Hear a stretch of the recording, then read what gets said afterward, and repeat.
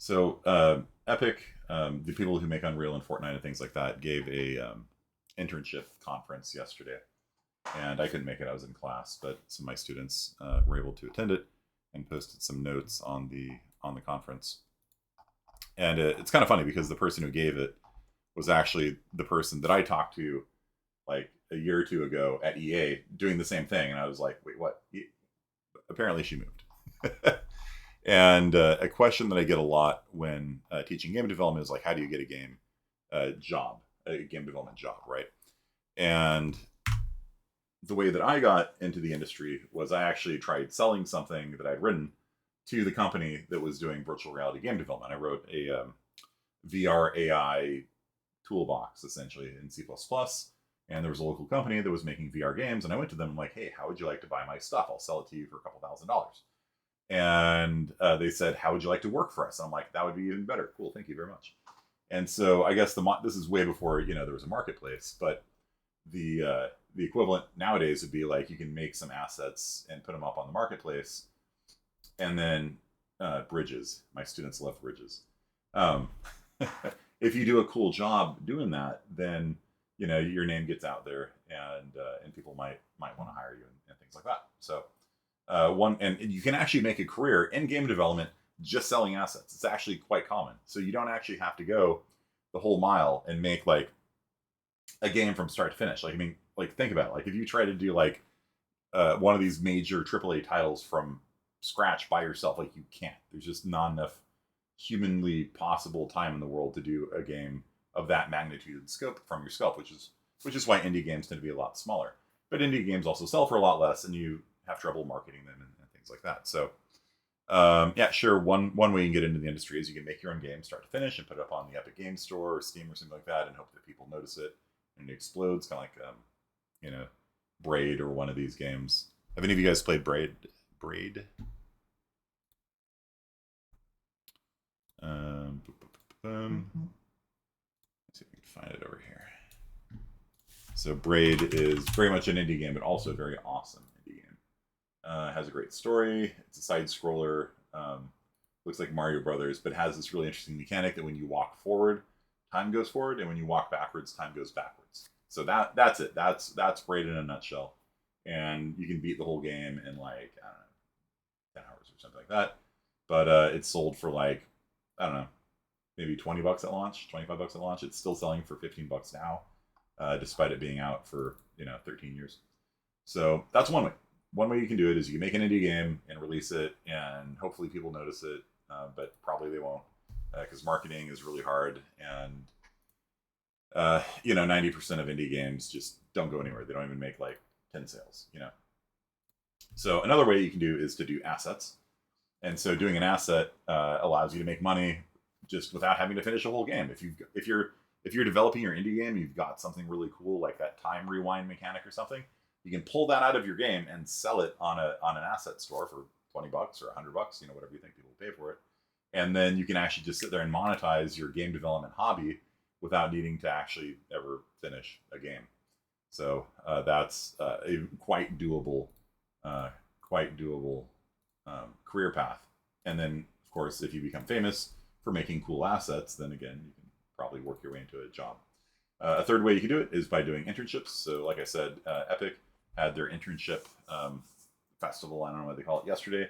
And I know EA does the same thing because it was the same person at both of them, where they have these big recruiting events where they get thousands and thousands of people to be like, yay, I want to work at EA. They like cross their fingers because nobody wants to work at EA, really, but nah, I'm kidding. Some people do.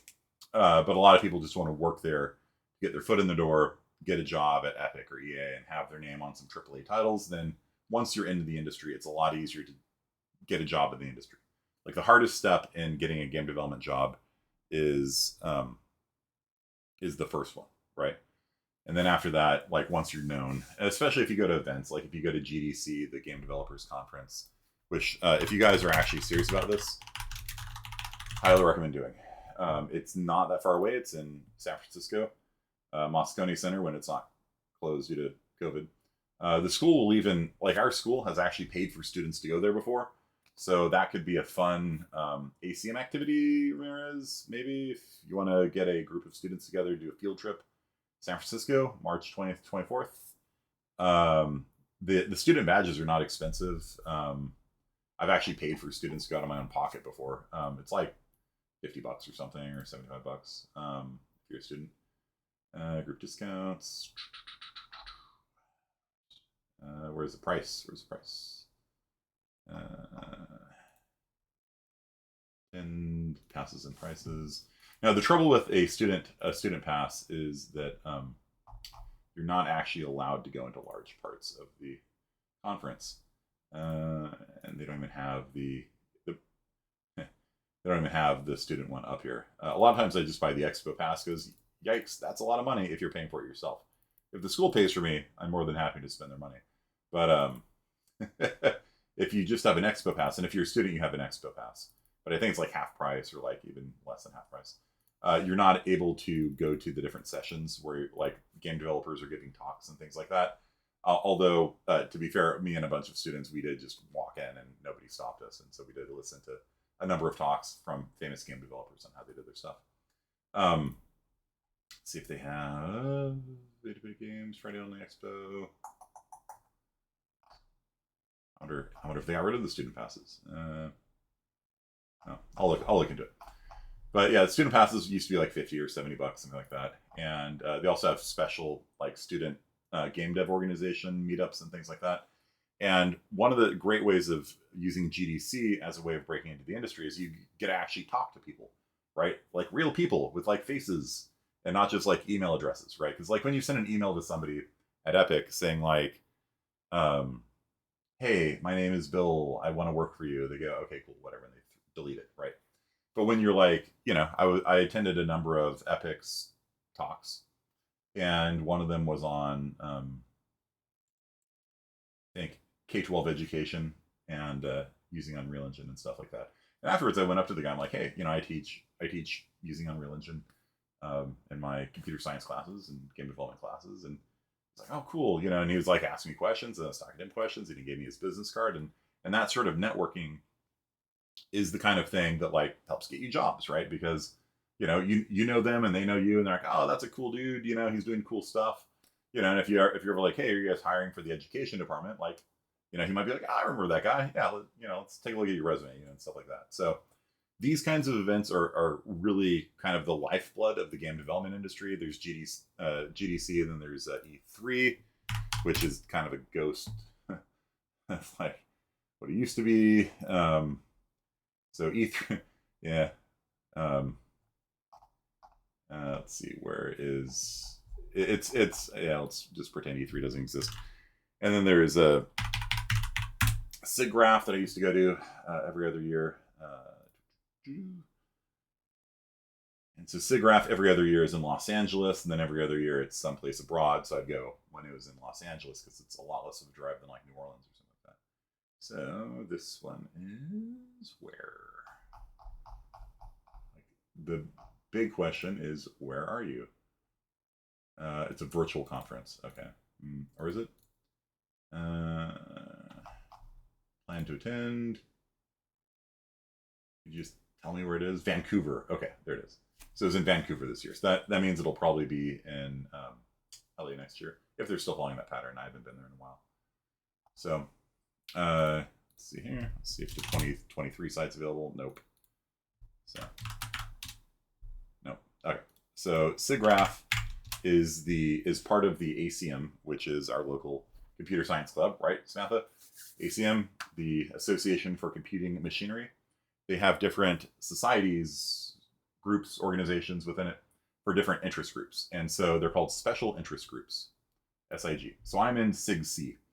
That's my home group right here is called SIG-C. And SIG Computer Science Education. So it's a organization. I was here in Rhode Island in March at the International SIG-C conference. And you go there and you talk to people and you network, and this is really, really good for your career. If you're serious about doing game, well, not for education, but like for me, for education, going to that conference was great. I got to meet a lot of people and got contacts and started working with the guy. We might do research together, all this kind of stuff.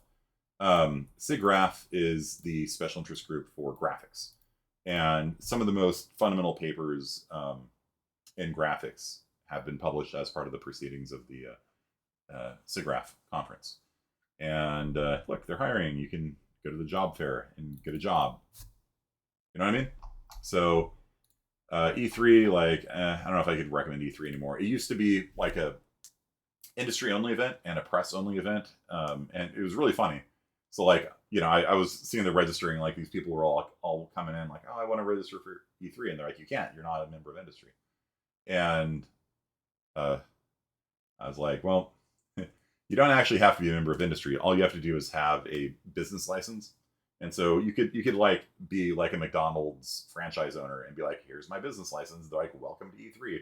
Like, it was kind of a weird setup. And now E3 is kind of this weird ghost of like what it used to be. That was in LA every year also.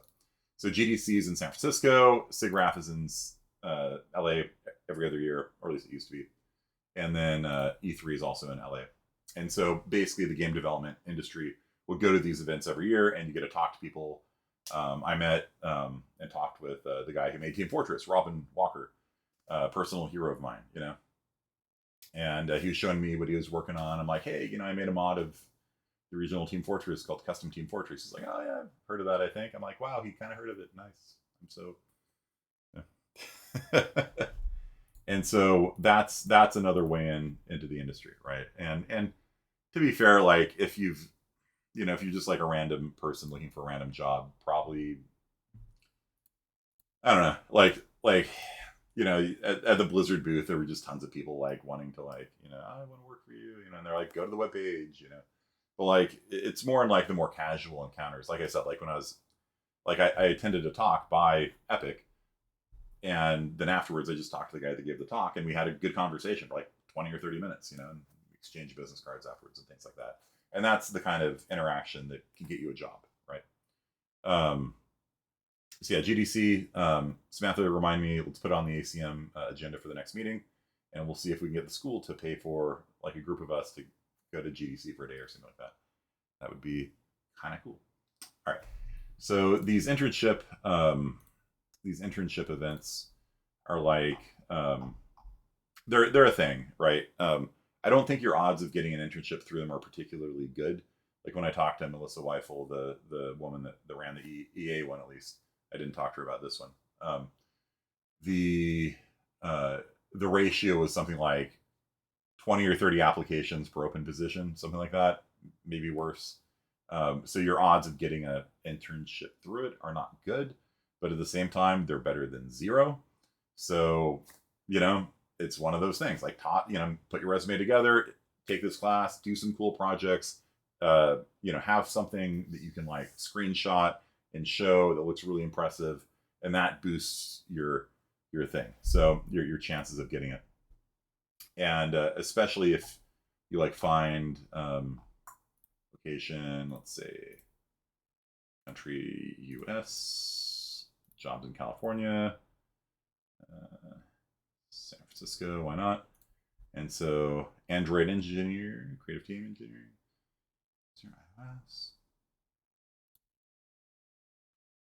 gameplay, Rocket League, special projects, engines programmer. So if you take IS-50B, we talk a lot about engines programming, game engines programming.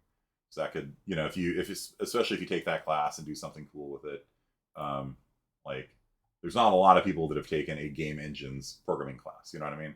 It's like you're probably not up against a really huge field. This is development on engine features and tooling. We're looking for people that have CS work samples. Look, that's what I'm talking about. Strong C++ knowledge. Guess what I teach? Here, I teach C++. Demonstrated interest in game development. Basic understanding of real-time engines, graphics, physics, tools, audio, networking, memory handling. Strong communication skills, familiarity with Unreal Engine 5. Just saying, like, if you guys want to take IS-50B, you could probably apply for internships like this. Maybe you might not get it, but you're going to have a lot better odds of getting it than somebody who has never taken it, because these are not very common topics that are discussed in normal computer science classes. So,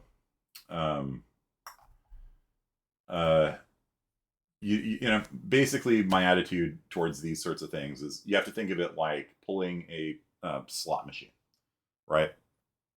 So your odds of hitting a jackpot are not very high.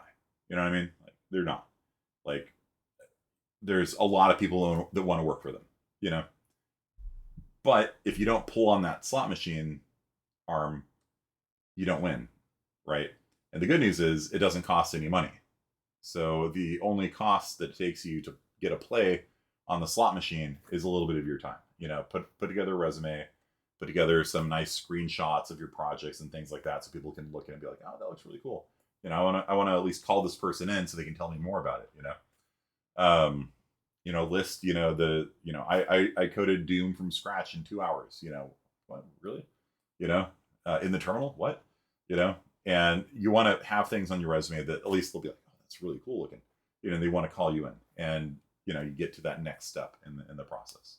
So it takes a little bit of time to put together your resume, but then after that, you just sit there and just pull on that lever as many times as you want, and maybe you don't win at all, but who cares? Like, you're probably going to spend that time watching Game of Thrones anyway. So, you know, it's not you know, that's the philosophy, that's the attitude you have to have towards it. You can't think of it as being like, oh, I'm a failure or something like that. You just have to understand that lots of people go after these things. So, you know, it's like, you know, you had a chance to win the jackpot every time, and it doesn't cost you any money. So the right move is just to play it. Okay.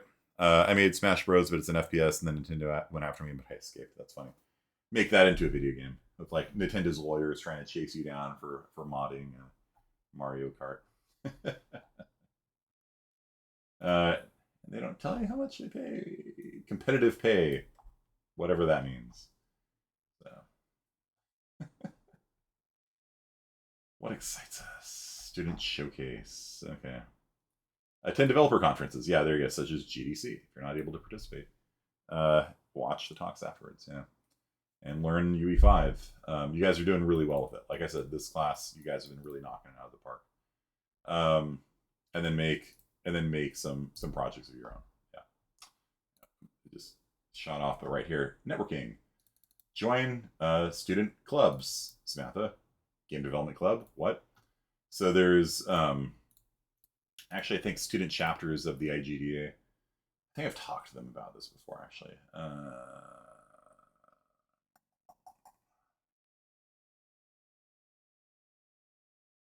think they have like a student club thing as well.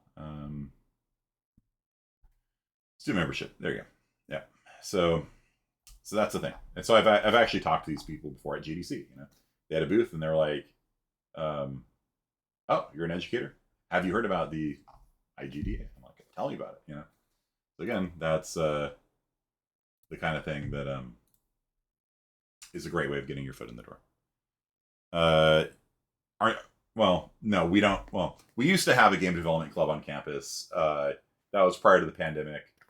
As far as I know, there isn't one now, or it's inactive, or however you want to put it. So, talk to Patrick about that. But yeah, they met every month and they work together on video games and things like that. Sure. And you can be the president of it. Okay, so that's kind of my little mini lecture on like getting a job. EA internship. Ooh, actually, what's their salary? $42 an hour, not bad. 40 to 65 a year, not bad. It's not terrible. You can live on that, especially if you're like in Texas or something like that, right? Internship conference. Let's see when that is.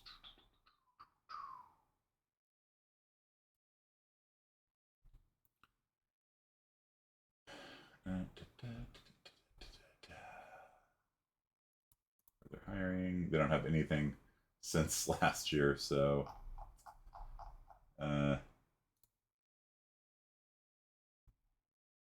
yeah, that was the one that I was talking about. But I don't see anything newer than 2020 and 2011. So I'll see if I find something for you. But like I said, just treat it as a slot machine that's free to play. It just takes your time, and every once in a while, it'll spit out a jackpot, and you're going to be happy. All right. So let me stop this recording now. Do you guys have any questions about that? working in the games industry, life in the games industry. I usually bring in guest speakers every semester to talk to my game dev students about life in the industry. Last semester, I brought in somebody who worked for Midway on a lot of games. Like, I don't think he worked on Mortal Kombat, but they were developing it in the studio when I visited him. Hydro Thunder, things like that. Do you guys have any questions about working in the industry? The big question that always gets asked is like how painful is it? You know, like like there's always like these persistent rumors that you have to work 900 million hours a week and you don't get paid for it, and people are sleeping in the offices and things like that. And that certainly was the thing. It's called crunch time, and crunch time is when you're butting up against a deadline. You got to get it done. Crunch times sort of looked down upon in the industry these days. I won't say it doesn't happen, but in general, it's considered a failure of scheduling if you have crunch time like that, where people are sleeping in the office. A lot of the people that did crunch time, back when they were in their 20s, are now in their 40s and have kids and want to be home for their kids. You know what I mean? Like during the Diablo 2 development, there were several children born while their fathers were in crunch time at the office. Uh, and so there's actually thanks in the Diablo 2 credits for like their wives being patient with them and just, popping kids out while they're working on the game side of things. But nowadays I won't say it doesn't happen, but and it really depends on the company you're at. Is I guess the best way of putting it, because companies have very different philosophies on how they do this kind of stuff. But a lot of the industry now is done by people that have families and want to work a 9 to 5 job and don't really want to sleep in the office when they got kids at home. The other thing is the question of pay. And there's definitely a thing where like the game development industry can pay people less than equivalent jobs at like a bank or something like that, because people would rather work for Obsidian than for a bank, And when you've got supply and demand working its magic, yeah, like you can, if you work IT for a game company, you're probably gonna make less money than if you work IT for a bank or a law firm or something like that. It's just sure, absolutely. That said, when you've developed a reputation in the industry as somebody who can get work done, if you're somebody who coded, I don't know, the AI system for Skyrim, even though everybody knows like how buggy it is and how like the AI will like walk into walls and things like that, that's something. Like you were able to put out a AAA game with Radiant AI in it, you can work anywhere in the industry. You know what I mean? And it's very common for people to work at a company for a couple of years and then they bounce to another company and work there for a couple of years and bounce to another company. It just kind of depends, I have friends that have been doing that for decades now, and like I said, once you have a reputation for being able to get work done, yeah, you can do that. The hardest thing is just like if you have no experience, and you're like, I'm young but I'm willing to learn kind of thing like that. Yeah, there's a million people like that, and so even if you do get a job, you might be getting paid minimum wage, because you got no experience. Okay, so that is that. Let me start up a new lecture in a second.